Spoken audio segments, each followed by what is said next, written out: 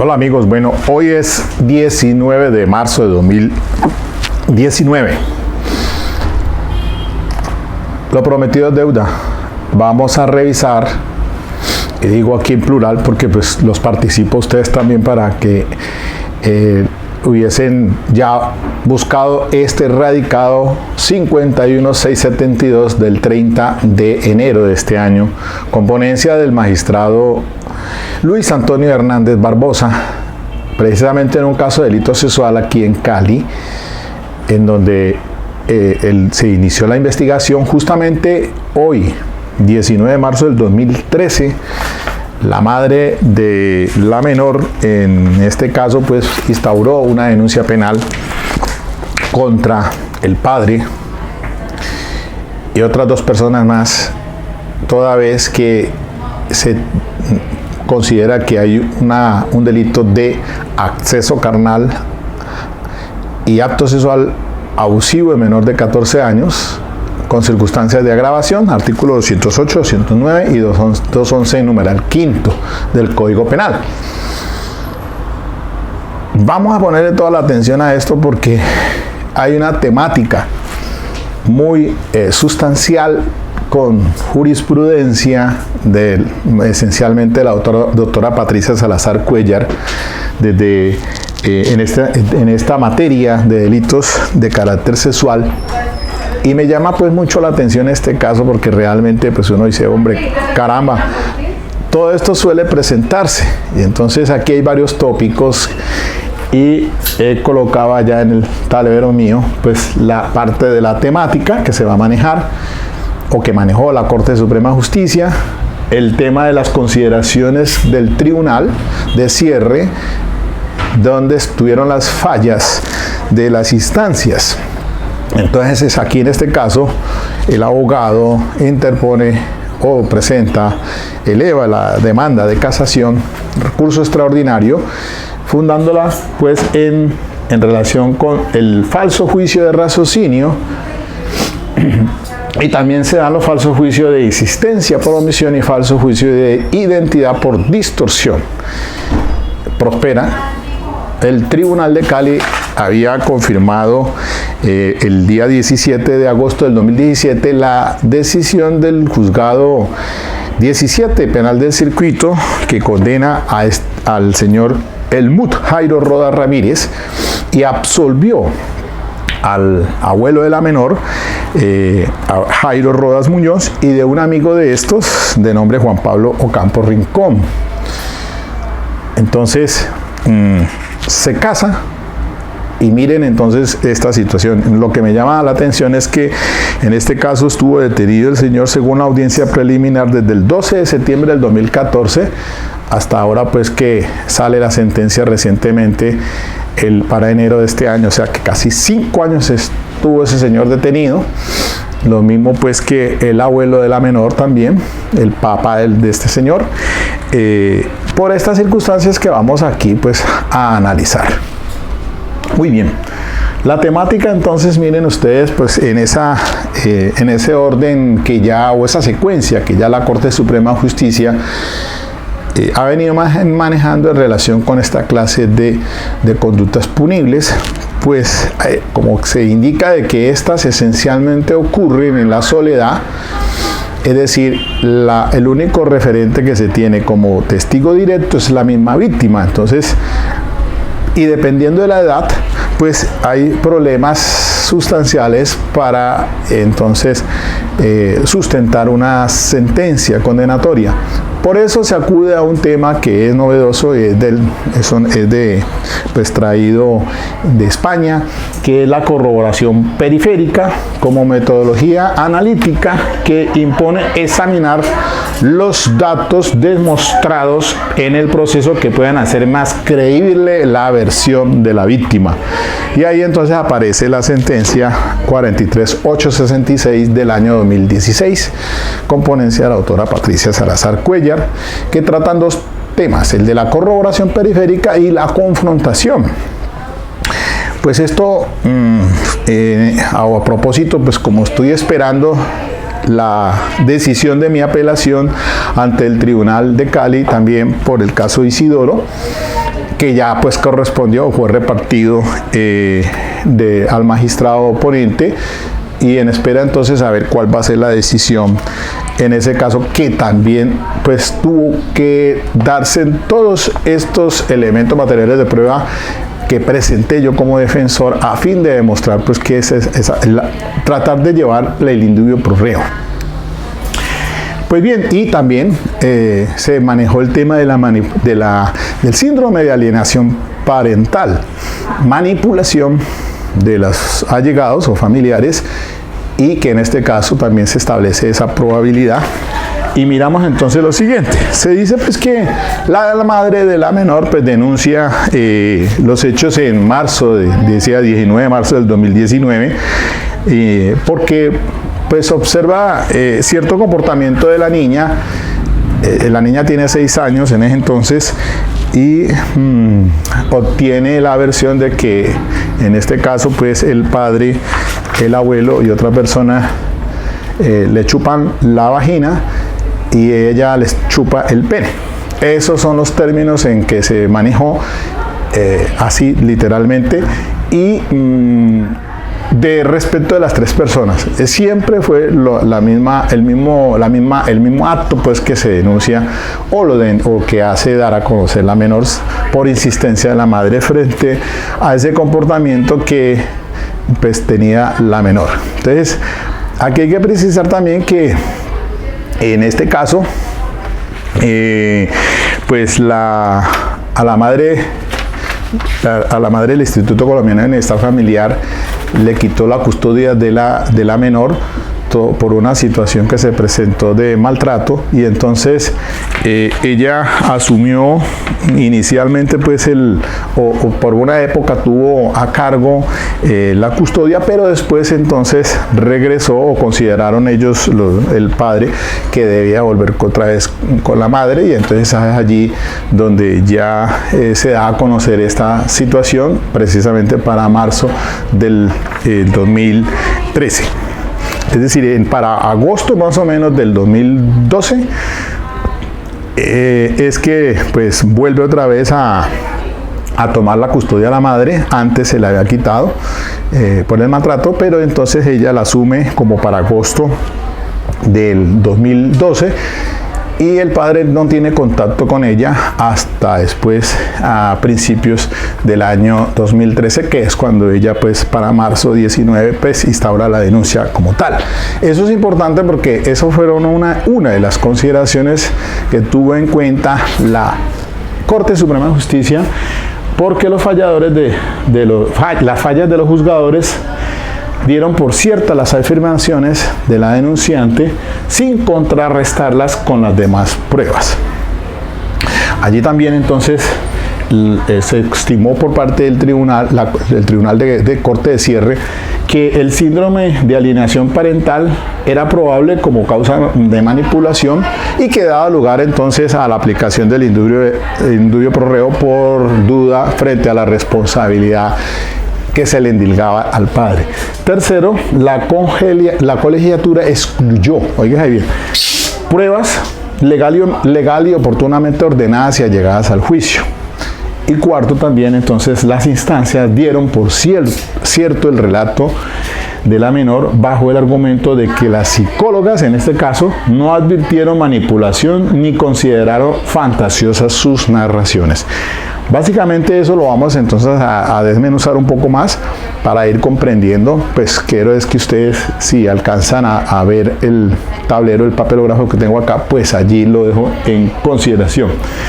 Pero la temática, entonces les decía, lo de la corroboración periférica, que en el manejo de esta clase de conductas punibles, frente a que muchas veces queda huérfano por la mera denuncia solamente de la víctima, y que de pronto a veces tampoco se tiene elementos materiales de prueba adicionales que puedan respaldar esa denuncia de la propia víctima, como residuos o fluidos corporales con ADN que puedan determinar estudios de espermatozoides, toda esta cosa, y otros elementos de prueba que puedan dar pues o respalden esa denuncia. Cuando es así, entonces se acude a esto de la corroboración periférica como metodología para entonces establecer el proceso de la credibilidad de la versión de la víctima. Otra cosa importante es que se dice que es el juez, óigase bien, se insiste, el juez es el único que puede establecer o fijar o determinar la credibilidad de un relato a partir del examen en conjunto con la prueba. Se cometen errores porque investigadores y falladores siempre dejan merced a los psicólogos o al psiquiatra para establecer el tema de credibilidad de la versión. Cuando lo que dice aquí la Corte, y se insiste en ello porque esto ya ha sido matizado por la misma Corte en la línea jurisprudencial y en varias decisiones de la doctora Patricia esencialmente, que la robustez de la versión de la víctima con psicólogos y psiquiatras debe solicitarse es su coherencia interna y externa, no sobre la credibilidad, que eso ya es resorte del juez. No es para que le diga si es cierto o no es cierto lo que está diciendo el menor. No, eso es un componente diferente y es una prueba pericial como tal. Si se la practica es el psicólogo o el psiquiatra del Instituto de Medicina Legal. Porque como ahora vamos a ver en este caso, se apoyó las instancias de la CUE de la CUEN es en un protocolo de SATAC que le hace una patrullera de la policía en las entrevistas, que como tal eso no es prueba pericial y menos si no está respaldada por el estudio de un psicólogo o psiquiatra en relación con la coherencia interna o externa. Eso es pues lo prioritario aquí, digamos, lo que debe estar dentro del proceso. Pese a que hubo muchas declaraciones de psicólogos del Instituto Colombiano de Bienestar Familiar, de instituciones particulares, etcétera, de medicina legal, el hecho es que hay inconsistencias. Entonces, pasemos a ver exactamente cuáles fueron las consideraciones en las cuales tuvo pues para analizar la Corte Suprema de Justicia. Dice así, por ejemplo, en las consideraciones, ustedes van a encontrar en la lectura, a vuelta de correo les digo, ustedes me pueden pedir esta decisión, se las mando por el que la necesite. Dice así: esta inexplicable contradicción obligaba a los falladores a examinar con mayor detalle las circunstancias anteriores y posteriores a la denuncia. Me refiero entonces a lo que les dije inicialmente, que la madre se le quitó la custodia durante un tiempo y estuvo a cargo del papá en la casa de la mamá, pues seguramente el señor, con el abuelo, pero que para agosto más o menos volvió otra vez o retomó esa custodia a la mamá, que el papá no tuvo contacto por 3-4 meses más o menos hasta marzo del 2013, que es cuando ella ya instaura la denuncia el 19 de marzo.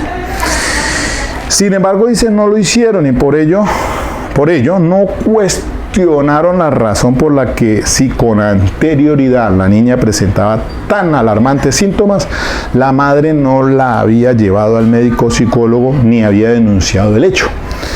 Es que ella dice, la madre, que estos episodios de ese comportamiento anormal de la menor ya venían prácticamente un año atrás, o sea, como para el 2011.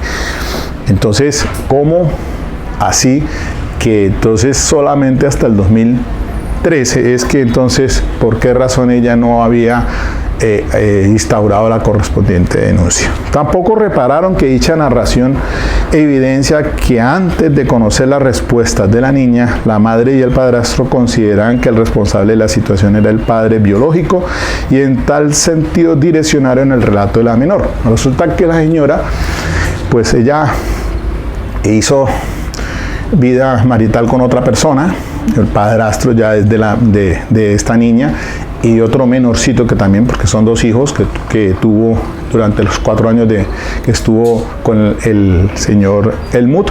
Pero después entonces aquí entra en esta situación el padrastro, y esa incidencia viene a plantearse como el probable manipulación o el síndrome de alienación parental, porque la madre tenía rabia frente a la denuncia que le habían presentado en Bienestar Familiar, todo aquello por el maltrato físico que tenía la menor, por la madre y que entonces le habían quitado la custodia, pero que ya después el padre determinó pues que regresara para agosto del 2012.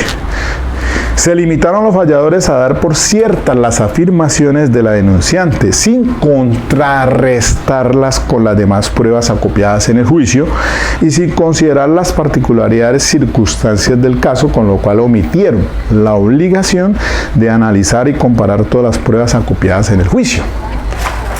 Exacto, por eso es que cuando se va uno a juicio, pues no solamente se va a presentar las pruebas que lleva la fiscalía. Cuando usted tenga una teoría del caso, como pueden ver ustedes en el de Isidoro, pues hay un planteamiento de defensa. Yo llevé psicóloga, yo llevé, pues también se refutó en los contrainterrogatorios, hubo presentación por investigadores de otros temas, todo para demostrar el síndrome de alienación parental, es decir, que habían denunciado al señor Isidoro porque habían intereses, rabia, venganza, etcétera,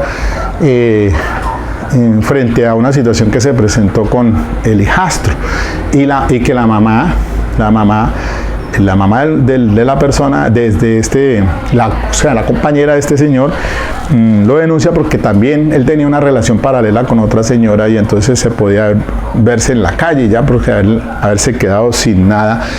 Ahí se presentó una situación que eso se maneja con el tema del síndrome de alienación parental. Entonces, en efecto, las declaraciones de las psicólogas y médicas que tuvieron contacto con la niña evidencian que ésta expresaba sin variación alguna la misma frase para describir los numerosos abusos que supuestamente padeció, como si se tratara de una lesión recitada. Exacto, la niña a todas las psicólogas les dijo lo mismo, les dijo, y hasta en el juicio oral, pues comenta de que le chupaba o succionaba el pene, que les chupaba o succionaba la vagina. Así, frente a los tres actores, es lo mismo. Entonces, eso es lo que da a entender aquí, pues que realmente debió analizarse esa denuncia de la madre en el contexto. Ahora, miren ustedes esto. Entonces, la psicóloga de Caibas dice: para esta psicóloga, la menor estaba hipersexualizada, lo cual puede obedecer a situaciones de abuso sexual o a exposiciones de material pornográfico. Desestimó que la niña fuese fantasiosa o estuviese siendo manipulada. De hecho, la niña sí pudo haber tenido un episodio de carácter sexual. Lo que no se sabe es cuándo, cómo ni dónde.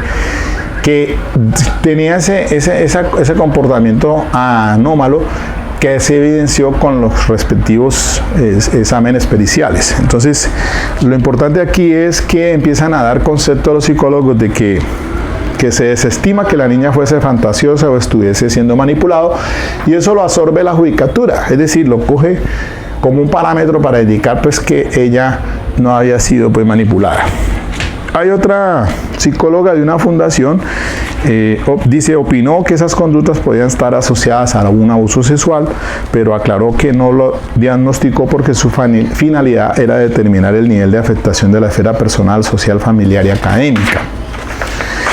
Dice, sin embargo, no consideró fantasioso su relato, sino aprendido por alguna vivencia con un adulto. Si lo tuvo, pues eso no da a indicar de que pues esté allí en ese acto comprometido el señor Helmut.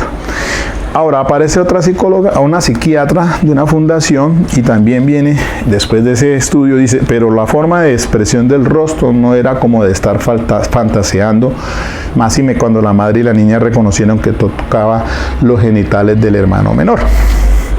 La psicóloga del Instituto de Medicina Legal, en un estudio que le hicieron a la menor, dice: el objetivo del examen, de acuerdo a lo ordenado por la Fiscalía, era establecer la credibilidad de la víctima, pero no pudo emitir ningún concepto. Error.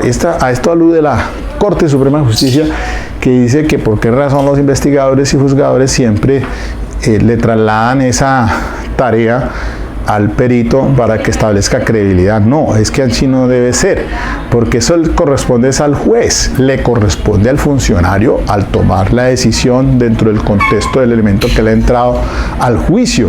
Lo que se debe hacer es la robustez de la versión de la víctima con estudios periciales ciertamente, pero solicitar la coherencia interna y externa, no credibilidad, que eso le corresponde del resorte del juez. Bueno, no le hizo en todo caso, la psicóloga no le pudo realizar ningún concepto en este caso. Otra importante es la de la patrullera de la Policía Nacional y psicóloga que hace el estudio o la entrevista con el protocolo SATAC.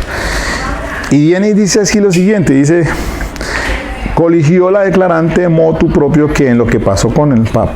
Dice aquí, de lo cual dedujo que la incriminación contra el padre era cierta y fantasiosa respecto del abuelo y del papá de Daniel. No notó que la niña estuviese siendo manipulada por los adultos.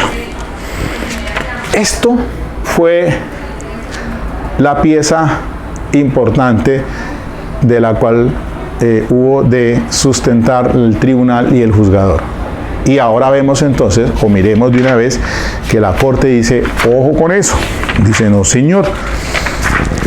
Dice así más adelante, la sentencia apoyó su conclusión en el testimonio de fulana tal, quien creyó que no había manipulación en cuanto a lo que pasó con el padre.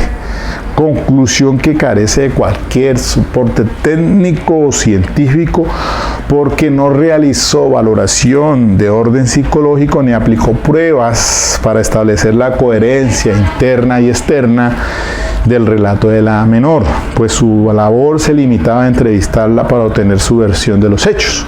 La conclusión, por ende, no es más que una opinión personal, alejada del rigor propio de un estudio psicológico serio y fundado. Ello es así porque el protocolo SATAC de entrevista semiestructurada usado por la declarante no es mecanismo de valoración psicológica, sino un instrumento que permite modificar los diferentes componentes del interrogatorio según la competencia comunicativa de la víctima, su desarrollo y proceso de revelación, entre otros factores, con el propósito de obtener la narración espontánea de las circunstancias de modo, tiempo y lugar de los hechos. No constituye, por tanto, una prueba pericial, sino la forma de obtener de la víctima menor de edad información útil para la investigación mediada por un profesional de la salud. En ese orden de ideas, la opinión personal de la declarante es insuficiente para fundar una condena como la que se emitió en este caso. Importantísimo eso. Allí entonces vamos clarificando que queda pues vaga la situación de estos personal que trabaja en el CAIVAS cuando se quedan pues cortos en la evaluación, que no está complementada con lo que sí la robustecer esa versión con el estudio, que sí es un estudio pericial, más no esta, porque mire, la corte insiste, en este caso no es una prueba pericial. Insiste la corte. No constituye, por tanto, una prueba pericial. Así, en esos términos lo refiere la Corte Suprema de Justicia. Y más adelante entonces sigue otra consideración importante. Miren ustedes, vamos a pasar al tema de otras situaciones que no se tuvieron en cuenta aquí por parte de las instancias. Dice, sin embargo, la revisión detallada de las pruebas no permite determinar la causa de la patología. Bueno, esto es para concluir en relación con lo que han dicho todo este personal profesional. Sin embargo, la revisión detallada de las pruebas no permite determinar la causa de esa patología, como quiera que ese comportamiento puede ser provocado por la exposición a relaciones sexuales o a material pornográfico, según lo indicaron las psicólogas fulanas, sin que en este caso se probara el origen del comportamiento sexualizado de la menor. Por demás, ahora, mire lo que pasa que hace este siguiente análisis, la Corte. Por demás, en el juicio se demostraron varios hechos que, contrario a lo colegido por las instancias, hacen posible, aunque no en el grado de certeza, la manipulación de la menor por parte de su madre y su padrastro, lo cual genera dudas respecto de la responsabilidad de Rodas en los hechos atribuidos por la Fiscalía. Aquí entonces vuelve otra vez y se hace la referencia al psicólogo la psicóloga del Instituto de Medicina Legal, en la que dice: presentaba una ansiedad muy extraña que se mantuvo de principio a fin, la cual se pudo generar por interacción previa con alguien o con la examinadora o por la presencia de la madre. Importantísimo eso. Ahora, también hubo otros hechos aquí ya para cuando la menor estuvo hacia el 2014 en otro colegio, trasladada a otra ciudad. Aparece también haciendo acusación a varios compañeritos del colegio, también en esos términos: chuparle la vagina y chuparles el pene. Eso sí, eso se originó una investigación por ello y se llegó a conclusiones de que eso no era cierto. Eso, como tal, no lo tuvo en cuenta la corte, no lo tuvo en cuenta ni el tribunal ni el juzgador, porque se salieron por la tangente diciendo que eso eran hechos que no eran materia de la investigación. Allí dice la corte precisamente: la colegiatura excluyó pruebas que fueron legalmente y oportunamente introducidas al juicio. Eso lo manifiesta pues la corte al indicar aquí: los citados testimonios fueron practicados en el juicio, previo cumplimiento de las exigencias. Por ello resulta inaceptable que el tribunal se negara a valorarlos bajo el argumento de que no se relacionan con los hechos del proceso y que la declaración de la menor en juicio no puede confrontarse con lo expuesto por los docentes del plantel educativo donde asistió la menor, por cuanto dicho tema no se expuso por ella en cámara Gesell. Ese proceder, dice la corte, la colegiatura entonces excluyó pruebas que fueron oportunamente ordenadas y practicadas en juicio y se relacionan directamente con circunstancias de innegable importancia para determinar la credibilidad del relato de la víctima, cuya apreciación no dependía de que ésta se hubiese referido a ellos. Entonces, así dice la corte, bajo ese panorama probatorio, no permite adquirir entonces certeza de que Elmu haya sido quien manipuló sexualmente a la menor, en la medida que no tuvo contacto físico con ella 3 meses anteriores a la denuncia, lo que les decía inicialmente, y existe la probabilidad de que la sindicación obedezca al ánimo retaliatorio de su excompañera y del padrastro de la niña, dadas las inconsistencias detectadas en la información suministrada por la denunciante y la intromisión de fulano de tal en el manejo del asunto.